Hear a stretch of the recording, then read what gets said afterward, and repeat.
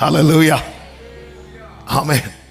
அந்த நூற்றுக்கு அதிபதியை போல என் வீட்டுக்குள்ளே வருவதற்கு நான் பாத்திரவானே அல்ல. ஆமென். உள்ள விடுங்க, வேர்ட் ஆஃப் காட் உள்ள விடுங்க. இதுதான் நமக்கு நெகேமியாவே இந்த வார்த்தை தான். உள்ள விடுங்க. அவருக்கு தெரியும் இதுதான் நாங்க ஜீசஸ் பண்ணாரு. எருசலேம் ஆலயத்துல போய் எல்லாத்தையும் சுத்தி பார்த்தார். சுத்தி பார்த்து ஒரு செல்ஃபி எடுத்துட்டு போனார். அப்படியா இருந்துச்சு? இல்ல, சுத்திகரிக்கிறார். சுத்திகரிச்சதுக்கு அப்புறம் என்ன பண்றார் தெரியுமா? உலாவி கொண்டிருக்கிறார். எனக்குள்ள தோபியாவின் எந்த தட்டுமுட்டுகளும் இருக்கக்கூடாது. ஒரு சின்ன தொபியாவுடையது என்று சொல்லக்கூடிய ஒரு பின்னு கூட என் லைஃப்ல இராம சுத்திகரிக்கப்படணும்னா இந்த நெகேமியா என்கிற வார்த்தை என் லைஃப்ல போனோம். இவன் எல்லாவற்றையும் எறிந்து விட்டு 9வது வசனத்தில் சொல்லப்பட்டிருக்கிறது, பின்பு நான் அறை வீடுகளை சுத்திகரிக்க சொல்லி தேவனுடைய ஆலய பணிமுட்டுகளையும் காணிக்கைகளையும் சாம்பிராணியையும், அதாவது ஆண்டவருடைய சமூகத்தில் செலுத்தக்கூடியவைகளை எல்லாம் அங்கே திரும்ப கொண்டு வந்து வைத்தேன். வசனம், இந்த வசனம் எந்த அளவுக்கு உள்ள போகிறதோ, இந்த வசனம் மட்டும். ஆண்டவர் சொல்லுவார்ல ஒரு உவமை, ஒருவனிடத்திலிருந்து ஒரு அசுத்தாவி துரத்தப்பட்டு அந்த ஆவி அலைந்து தெரிந்து வந்து பார்க்கும்போது யாரிடத்திலிருந்து துரத்தப்பட்டதோ அவன் வெறுமையா இருக்கிறான் என்று கண்டால் அது என்ன செய்யுமா? வேற 7 ஆவியை கொண்டு உள்ள வருமா. அப்படி வரும்போது அவனுடைய முன்னிலைமையை பார்க்கிலும் அவனுடைய பின்னிலைமை ரொம்ப கேடுள்ளதா இருக்குமா.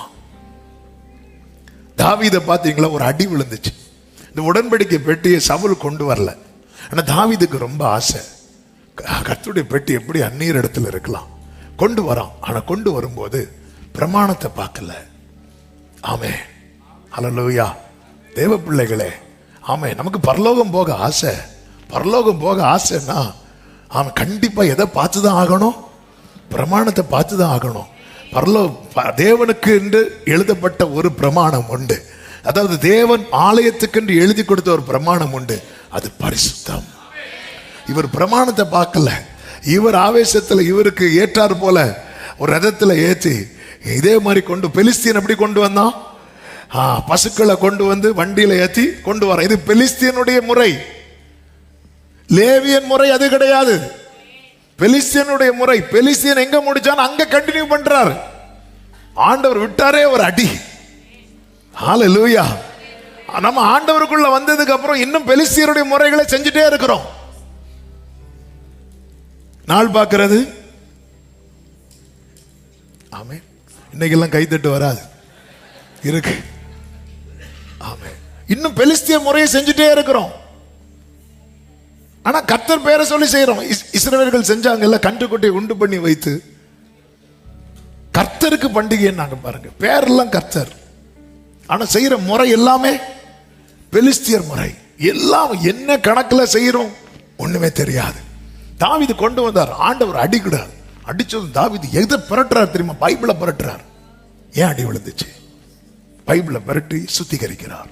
இந்த வேதத்தை நம்முடைய வாழ்க்கையில எவ்வளவுக்கு எவ்வளவு நம்ம புரட்டுறோமோ நம்ம லைஃப் ஒவ்வொரு பகுதியும் இதை இப்படி சொல்ல விரும்புறேன். இந்த பைபிளை நம்ம பெரட்ட பைபிள் என்ன ஆகும்?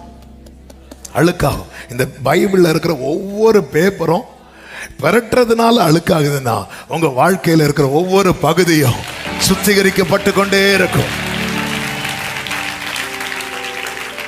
அவன் நேர லேவியரை கூப்பிடுறான். நம்ம நியாயமான முறையில கர்த்தரை தேடல. பாரு பைபிள் எப்படி இருக்கு பாரு.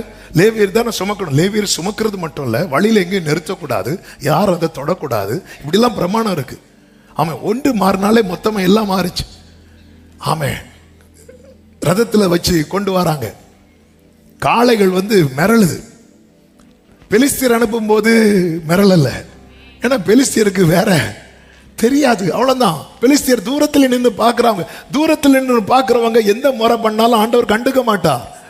ஆனா அவருடைய இருதயத்தை தொடுறவங்க, தேவனை ஆராதிக்கிற பிள்ளைங்க, அவங்க பண்றாங்க இவங்க பண்றாங்கன்னு பார்த்து செஞ்ச ஆண்டவர் பார்த்துட்டு சும்மா இருக்க. பெலிஸ்தியன் என்ன பண்ணிட்டு போறான்? அவன் தேவஜனம் அல்லவே. ஆண்டவர் அவன் பயப்படுறான். ஆண்டவர் பயந்துட்டு போட்டோம். அவன் ஏன் பயப்படுறான்? அவன் ஏன் பயப்படுறான்? தேவன் யார் என்று அறிந்து பயப்படுறானா? இல்ல, தாகோனே அடிச்சிட்டார் அவரு. அல்லேலூயா, ஆமென், அல்லேலூயா. கர்த்தருக்கு மகிமை உண்டாவதாக. தாவீது பாருங்கள், வசனத்தை பார்த்ததும் லேவியரை கூப்பிட்டு எல்லாம் சுத்திகரிங்க. அந்த வசனத்தை பார்க்க பார்க்க பார்க்க மைண்ட் எதை நோக்கி தான் போகும் தெரியுமா? சுத்திகரிக்கணும், இதெல்லாம் வேண்டாம். அடுத்து சாலமோனை வச்சு ஆலயத்தை கட்டுறார். அதன் பிறகு பார்த்தீங்கன்னா, அதன் பிறகு எழும்பின ராஜாக்கள்ல சில விரல் விட்டு எண்ணக்கூடிய நல்ல ராஜாக்கள் இருந்தார்கள். அதுல ஒரு ஆள் தான் யோசபாத்.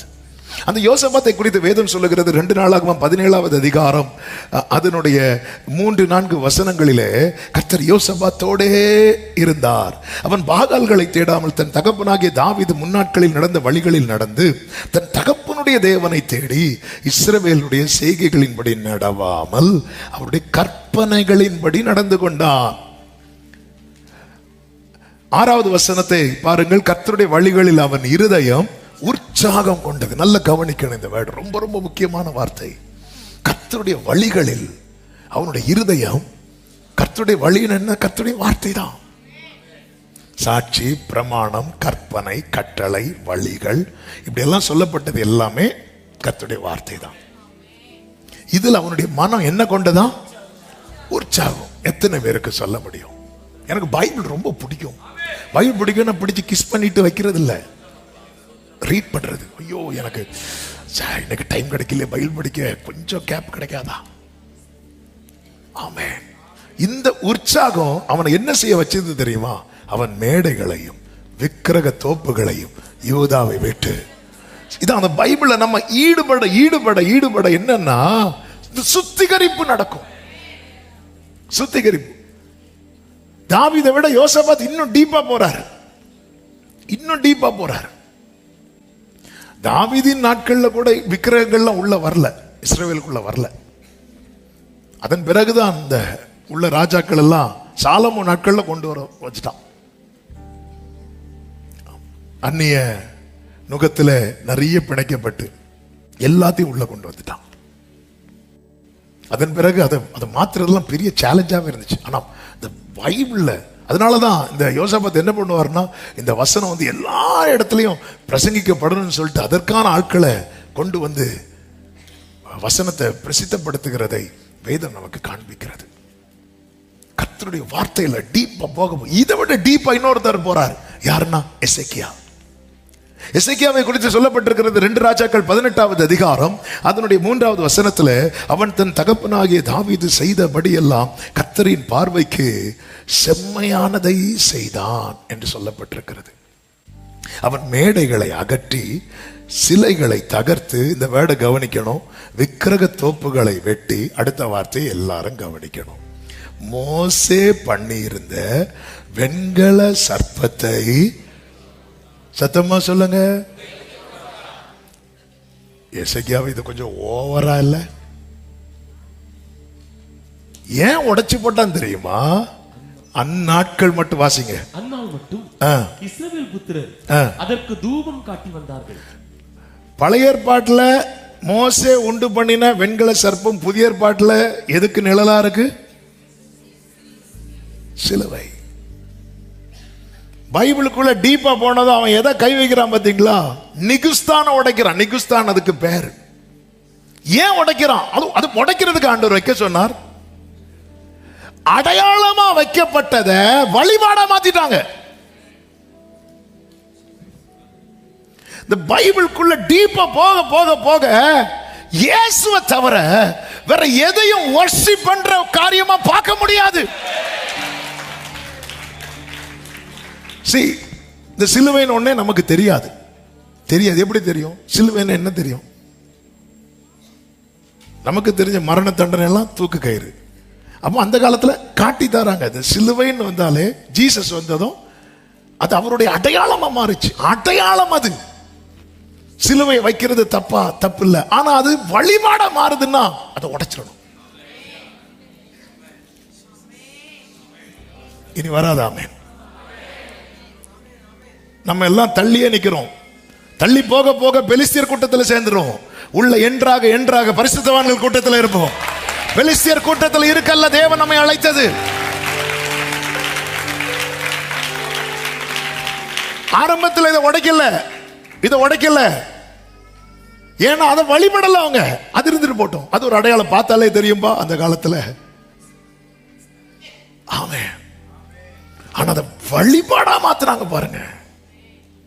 வழிபாடா மாத்துறாங்க பாருங்க.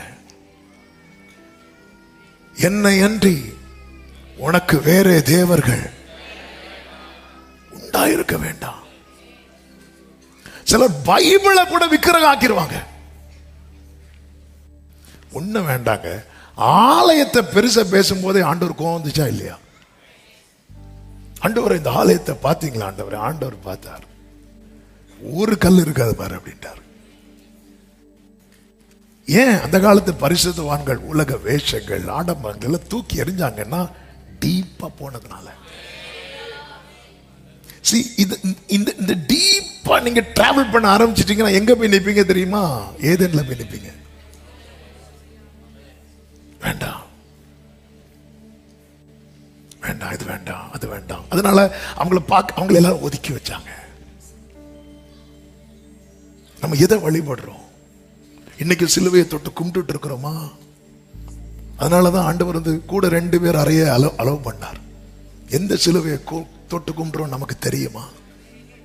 ஒருவேளை இந்த ஒருத்தன் கீழே போனால அந்த சிலுவையை தான் நம்ம தொட்டு வணங்கிட்டு இருக்கிறோம் பயங்கல. எக்காலம் துணிக்கும் போது அவன் காலை பிடிப்பான். ஒன்ன நான் விட மாட்டேன். நீ என்ன இவ்வளவு நாள் சிலுவை வச்சிருக்கூடாதா? அடையாளமா இருக்கிறது வரைக்கும் பிரச்சனை இல்லை. வழிபாட மாறிட்டு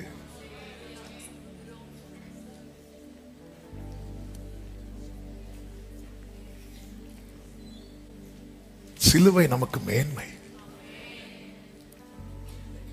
ஆமென். சிலுவை நமக்கு அது பாக்கியம், அது மேன்மை. ஆனா நான் வந்து வர்ஷிப் பண்றது சிலுவையை அல்ல, சிலுவையில் அறையப்பட்ட